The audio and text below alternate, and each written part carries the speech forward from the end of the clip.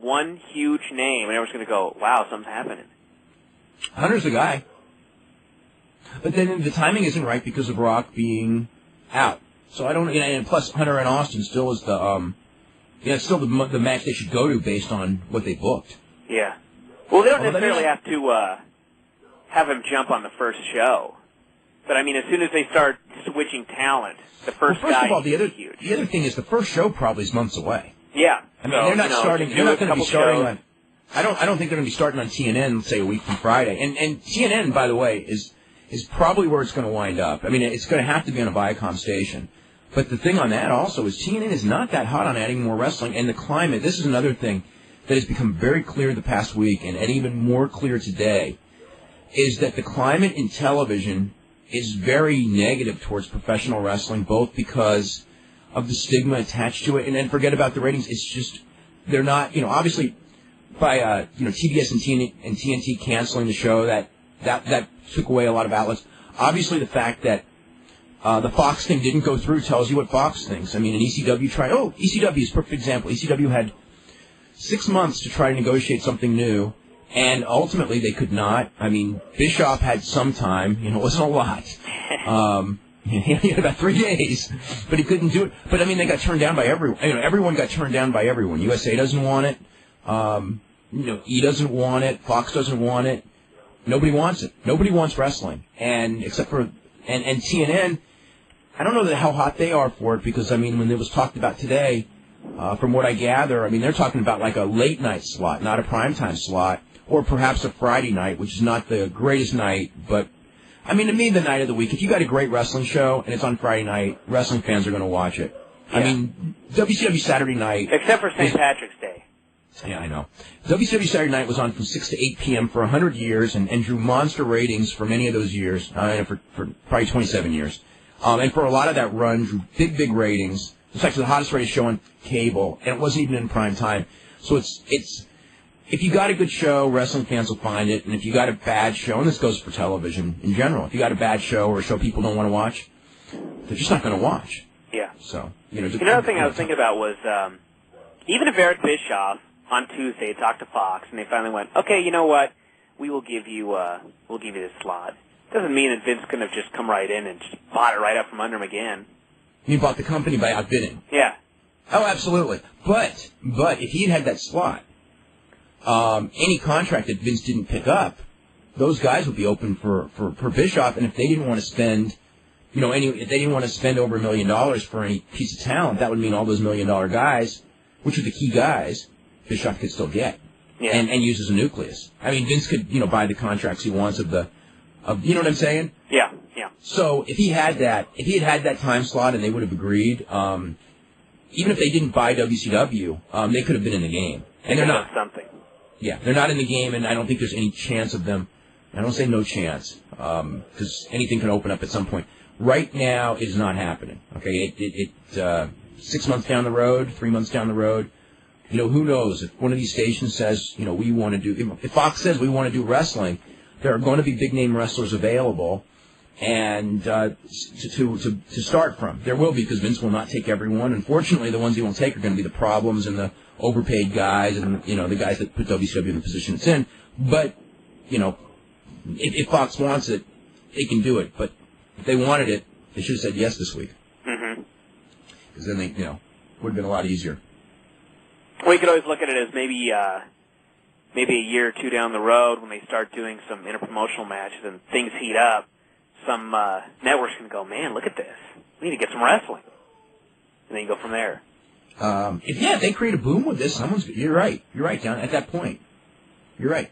And also, if they keep the product clean, it's really important right now, I think, for wrestling, in general, is to keep the product clean now, because anything negative, is going to be jumped on. And one of the reasons why nobody wants to touch it is because the stigma of wrestling right now is so bad.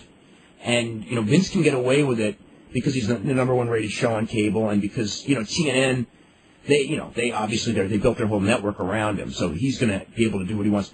But it affects everyone trying to get in. And it will affect them, because so many sponsors right now will not do wrestling even with the ratings it's doing, and if there is a slide in the ratings, he's going to need those sponsors. I mean, if his numbers stay big or grow, he can kind of do what he wants, but if there's any kind of a slide, and all indications are, if you look at the UPN numbers, just an example, there's a slide. Obviously, the TNN numbers are a slide. When you look at that, they really, it's one of those things where I think they need to keep the product clean, or whoever goes in. The thing is, if you go into another network and you say, okay, we're not going to be like them, we're going to keep the product clean, the network just thinks, but it's still wrestling, it's got that negative connotation. Yeah. So, and sponsors aren't jumping on the wrestling bandwagon, even with the numbers.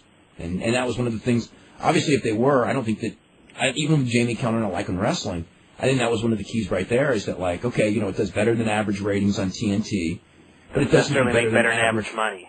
But it doesn't make better than average money, exactly. And it's no longer cheap programming, which is part of the problem of the stakes being raised so high, is that to compete, you got to spend so much per episode. I mean, in the old days, wrestling was such cheap programming, it delivered big numbers, didn't get the advertising revenue it could have if it was another show, but it was so cheap to produce that stations used to make tons of money on local wrestling.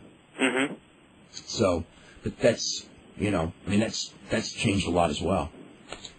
Anything else? As far as that, I don't think so.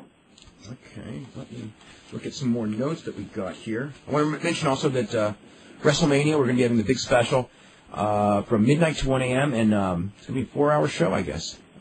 Not so much a post-game show. From what I understand, the post-game, whatever post-game is going to be in the 4 hours, will not be all that long. Let's see. This is how do you react? This is a poll question. How would you react to the news that WWF has purchased WCW? A, good for the fans, bad, and for the wrestlers. Good for everybody. B, it's good for the fans, bad for the wrestlers. C, bad for the fans and for the wrestlers. D, some short-term good but bad long-term. And E, bad short-term but good long-term. So I think I've covered every base. Let's see. Who would you rate as the person most responsible for the fall of WCW? Eric Bischoff, 26%. Hulk Hogan, 22%. Kevin Nash, 13%. Vince Russo, 26%. Actually, Vince Russo had a couple more votes than Eric Bischoff. So technically, Vince Russo did win. And Brad Siegel, 13%. So that's the deal there. Let me get these. This is actually from the press release. How about like a cruiserweight promotion? In a sense, what do you mean by that? I mean, if somebody really, if they had the money, that would be something that maybe could compete, because Vince probably will never do it. Have you seen the demo of Matt Rats? No, not yet. But I've wrestled some of the guys. Okay, Matt Rats it's really impressive. I mean, as far as I saw moves watching, I watched. I guess it would have been a pilot episode. I watched moves there that I'd never seen in my life. And some of them very well executed. I don't know how much they edited and stuff like that, edited out bad moves, because it really didn't come off as sloppy bad wrestling. It was sort of like you're going like, whoa. In fact, my reaction to it was very similar to the first time I saw Randy Savage and Bob Orton Jr. about 23 years ago, when they were like wrestling for that old ICW company. And they were doing all these moves, and I'm going like, no, wait a minute. These aren't big-name wrestlers. I watch all the big-name wrestlers. These are indie guys. 16, 17. What? No, they weren't 16 and 17. Bob Orton Jr. had wrestled. Oh, I was talking about the Matt Rats guys.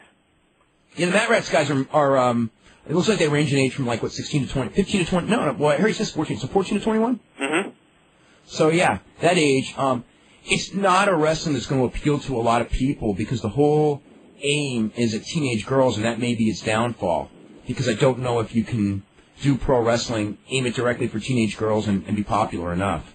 But I tell you what, for high spots, I mean, it was very, very impressive, and for production values, it was very, very impressive. But it's very much catering to a very young market. I mean, I just couldn't see an adult watch it for more than 5 minutes, because it's so teen. It's like watching Teen Beat or something. Yeah. I think I got a whole question from yesterday that we never got to, which is, what did you think of WCW Greed? Oh, this was bad news. Thumbs up 14%, down 5%, in the middle 11%, didn't see the show 70%. So I guess that tells you about that final buy rate, which doesn't surprise me. I mean, the feedback that we got on that, as far as volume, was just about the lowest. I mean, it was like so little response. I think there was one show a couple months ago I think there was one show where actually website response we got was lower, but that was when we had all the problems with the web, so it probably isn't fair because we probably have tons more visitors. But like on this thing, I mean, this is a fair response. We've never gotten 70% didn't see the show for any major pay-per-view ever. Yeah. And you know what else on Saturday night? I didn't get one XFL letter. Nothing on the last XFL. That's right. Well, and look what the rating was. Yep. One thing is, you know what? They may go up in rating this week. Because I don't think they could possibly go down again. You say that every week, though. Although this one, I agree with you. I don't think it can go below this. I don't think that it can go. I think that they've really hit rock bottom on this one now. Are there any holidays this weekend? Let me check.